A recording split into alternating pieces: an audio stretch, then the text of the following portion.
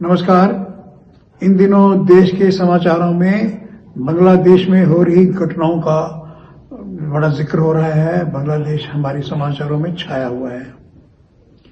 मुझे स्मरण आ रहे हैं वो दिन जब शेख मुजीबुर रहमान को तख्ता पलट के उनकी हत्या कर दी गई और उनको हटाया गया।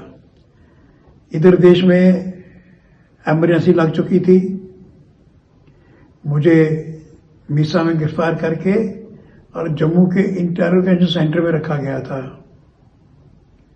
शाम को 6:30 बजे हवालात में बंद कर दिया जाता था।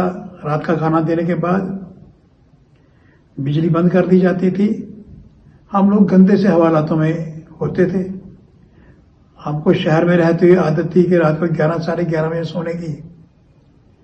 तो उसी आदत के मुताबिक शाम को 6:30 बजे से लेके और 11 साढ़े 11 बजे तक कुछ सोचते रहते थे। तारे तो दिखते नहीं थे कि उनको गिना जाए। कैसे कैसे समय काटते थे। बीच में उन दिनों हमारे सुनने वालों को याद होगा, ऑल इंडिया रेडियो में एक प्रोग्राम आता था तामीर इरशाद। हमें वो पुराने गाने सुनने का शौक था। वहां कहां से सुने? हवालात के अंदर, इंटरव्यू सेंटर के अंदर तो कोई ट्रांजिस्टर कोई कुछ ऐसा था नहीं। लेकिन सीआरपी के जो लोग वहां तैनात थे वो लोग बाहर, क्योंकि ये जुलाई का महीना था, तो वो बाहर आके खुले में सोते थे। और उनमें से किसी एक के पास ट्रांजिस्टर था, वो तामीर इरशाद सुनते थे। आवाज हवा के झोंके के साथ एक सेंटेंस सुनाई देता था और दूसरे का मैं इंतजार करता रहता था। फिर दूसरा सेंटेंस सुनाई देता था। इस तरह से हमारा वो देर रात का समय पास होता था। रात को हमें तामीर इरशाद के उन गानों को सुनने का इंतजार रहता था। तो उसी तरह एक दिन वो गाने सुनते सुनते बीच में खबर भी आती थी। खबरें आई, टूटी खबरें सुनाई दे रही थी हवा के झोंकों के साथ। तो पहली खबर ये थी कि हत्या कर दी गई है पूरे परिवार की। अब मैं सोचने लगा कि किसके परिवार की हत्या है, क्योंकि अगला वाक्य सुनाई नहीं दिया था। फिर उसके बाद फिर सेंटेंस आया कि तख्ता पलट दिया गया है। मैं अनुमान लगा रहा था कि क्या हुआ होगा, कहां हुआ होगा, कहीं हमारे देश में तो नहीं ऐसा हुआ।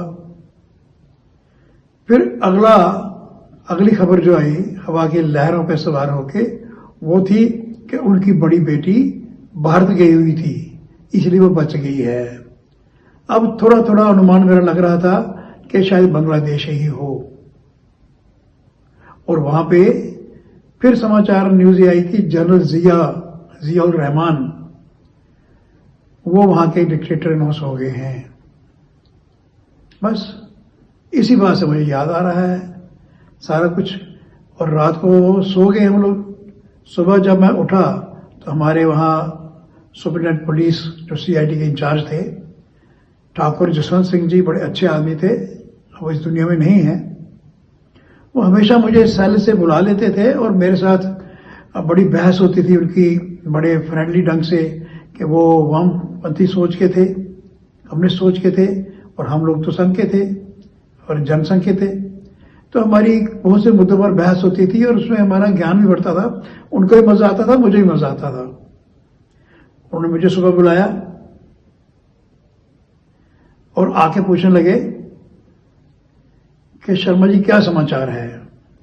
तो मैंने कहा, ठाकुर जी यहां हवालात में आप शाम को 6:30 बंद कर देते हो, यहां चिड़िया भी पर नहीं मार सकती है, इतना स्ट्रिक्ट पहरा है, ये खबर कहां से आएगी? फिर भी मैं आपको खबर सुनाता हूं। तो मैंने उनको कह दिया कि शेख मुजीबुर रहमान का कत्ल हो गया है, बांग्लादेश में तख्ता पलट गया है और जनरल जियाउर रहमान जो है वहां के डिक्टेटर बन गए हैं। तो मेरी शक्ल को घूर के देखें कि जैसे मैं कोई उनको काल्पनिक कहानी सुना रहा हूं। उनको विश्वास नहीं हो रहा था। शायद वो भी समाचार सुने बगैर ही आए थे, उनको कुछ पता नहीं था। तो जैसे ही समाचार पत्र आए, सारे समाचार पत्रों पर काला हाशिया लगा हुआ था, बीच में मुजीबुर रहमान की तस्वीर थी। तो वो हैरान हो गए, कहने लगे कि आपको ये खबर कैसे पता लगी? मैंने कहा, जी मैंने मेडिटेशन की थी और मुझे दिमाग में आ गया। अब इस बात पे और हैरान हो गए। वो मेडिटेशन पर विश्वास ही नहीं करते थे, वो घोर कम्युनिस्ट थे। तो मैंने कहा देख लो, मुझे ऐसे समाचार मिला, मैंने नहीं सुनाया कि रेडियो में से टूटी फूटी खबरों में से मैंने ये अनुमान लगाया है। तो मुझे फिर भेज दिया उन्होंने वापस सेल में, और उसके बाद इंटरोगेशन सेंटर का पूरा स्टाफ फालन किया और उनको इंटरोगेट किया कि भाई ये न्यूज हमारे इनमेट के पास कैसे पहुंची है। किसी के पास कोई जवाब नहीं था। शाम को मुझे पूछने लगे कि आपका कैसे पता लगा। मैंने वही स्टांस दिया अपना कि भाई मैं एडिटेड करता हूं मैं, और मुझे आगे पीछे की खबरें पता लग जाती हैं। तो आजकल क्योंकि समाचार पत्रों में ये बात चल रही है, वहाँ जनरल जियाउर रहमान का बेटा वहाँ का प्रधानमंत्री बन गया, उससे पहले उसकी माँ प्रधानमंत्री थी बेगम खालिदा जिया। तो ये मुझे मेरे पर्सनल एक्सपीरियंस से जुड़ी हुई बात थी। जब शेख मुजीबुर रहमान को उनकी निर्मम हत्या की गई, बांग्लादेश तो उन्होंने बनाया था और बांग्लादेश के वो बंग बंधु गिने जाते थे, उनका स्टेटस वहाँ के राष्ट्रपति, वहाँ के राष्ट्रपिता जैसा था। तो परंतु उसकी हत्या हो गई। तो वैसे ही हम सबको बड़ी चोट पहुंची थी कि हमारे देश ने साथ होके कुर्बानियां दे के युद्ध करके बांग्लादेश बनवाया था। तो वो एक किस्म का हमें लगा कि हमारी पीठ पे छुरा घोंपा गया है। तो चलो वो घटना जो हुई वो अलग से देश है। अब वहाँ मिस्टर रहमान प्राइम मिनिस्टर बने हैं, तो आशा ये की जा सकती है कि वैसी स्थिति वहाँ दोबारा ना हो और बांग्लादेश ठीक से चले। अभी तक उनके गैस्चर अच्छे आ रहे हैं, तो भगवान करे, महाकाली माता काली करे कि ये ठीक ही गैस्चर आए और हमारे संबंध से ठीक हो जाए। वहां पर जो हिंदू की हत्याएं होती हैं, हिंदू की संपत्ति जलाई जाती है, ये दौर भी वहां खत्म होना चाहिए। इसके लिए हमारे सरकार ने दबाव भी बनाया है, आगे भी बनाएंगे और मुझे लगता है कि कुछ अच्छा ही आने वाले समय में होगा। धन्यवाद।